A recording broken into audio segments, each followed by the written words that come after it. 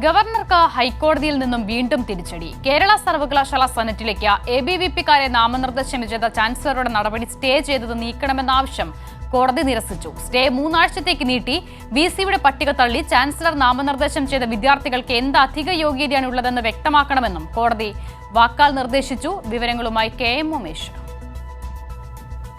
കേരള സർവകലാശാല സെനറ്റിലേക്ക് ABVP-കാരെ നാമനിർദ്ദേശം ചെയ്തതുമായി ബന്ധപ്പെട്ട് ചാൻസലറായ ഗവർണർക്ക് 2ാം തവണയാണ് ഹൈക്കോടതിയിൽ നിന്നും തിരിച്ചടി ഉണ്ടാകുന്നത്.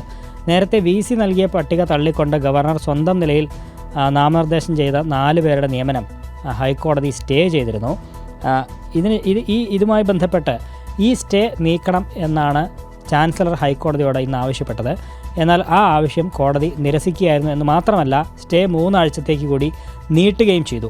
സെനറ്റിലേക്ക് ആരെ നാമനിർദ്ദേശം ചെയ്യണം എന്നത് തൻ്റെ വിവേചനാധികാരമാണ് എന്നായിരുന്നു ഹൈക്കോടതിയിൽ ചാൻസലർക്ക് വേണ്ടി അഭിഭാഷകൻ വാദിച്ചത്. അങ്ങനെയാണെങ്കിൽ ഈ VC ശുപാർശ ചെയ്ത അവരുടെ പട്ടിക, VC ശുപാർശ ചെയ്തവരുടെ ആ പട്ടിക തള്ളിക്കൊണ്ട് ചാൻസലർ നാമനിർദ്ദേശം ചെയ്തവർക്ക് എന്ത് അധിക യോഗ്യതയാണുള്ളത് എന്ന് വ്യക്തമാക്കണം എന്നും ജസ്റ്റിസ് TR രവി വാക്കാൽ നിർദ്ദേശിക്കുകയുണ്ടായി. അതുകൊണ്ട് തന്നെ ഇതുമായി ബന്ധപ്പെട്ട് ചാൻസലർ ഉൾപ്പെടെ മുഴുവൻ എതിർകക്ഷികളും 2 ആഴ്ചയ്ക്കകം എതിർ സത്യവാങ്മൂലം സമർപ്പിക്കണം എന്നും കോടതി ഇന്ന് നിർദ്ദേശിക്കുകയുണ്ടായി. തുടർന്ന് ഈ ഹർജികൾ പരിഗണിക്കുന്നത് ക്രിസ്തുമസ് അവധിക്ക് ശേഷം പരിഗണിക്കാനായി മാറ്റുകയും ചെയ്തു.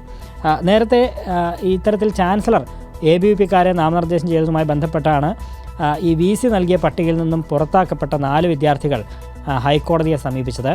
അതായത് ചാൻസലറുടെ നടപടി തെറ്റാണ്, അത് നിയമപരമല്ല, സർവകലാശാല ചട്ടങ്ങൾക്ക് വിരുദ്ധമായ നടപടിയാണ് ചാൻസലറുടെ ഭാഗത്തു നിന്ന് ഉണ്ടായത്. അതുകൊണ്ട് തന്നെ ചാൻസലർ നാമനിർദ്ദേശം ചെയ്ത 4 പേരുടെ ആ നടപടി അത് റദ്ദാക്കണം എന്നുള്ളതാണ് ഹർജിക്കാർ ആവശ്യപ്പെട്ടത്.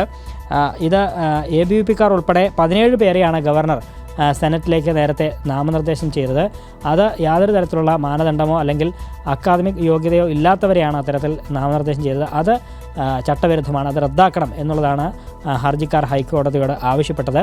ഈ ഹർജികളാണ് ജസ്റ്റിസ് TR രവിയുടെ ബെഞ്ച് ഇന്ന് പരിഗണിച്ചത്. ഇനി ക്രിസ്തുമസ് അവധിക്ക് ശേഷമായിരിക്കും കോടതി ഈ ഹർജികൾ പരിഗണിക്കുക.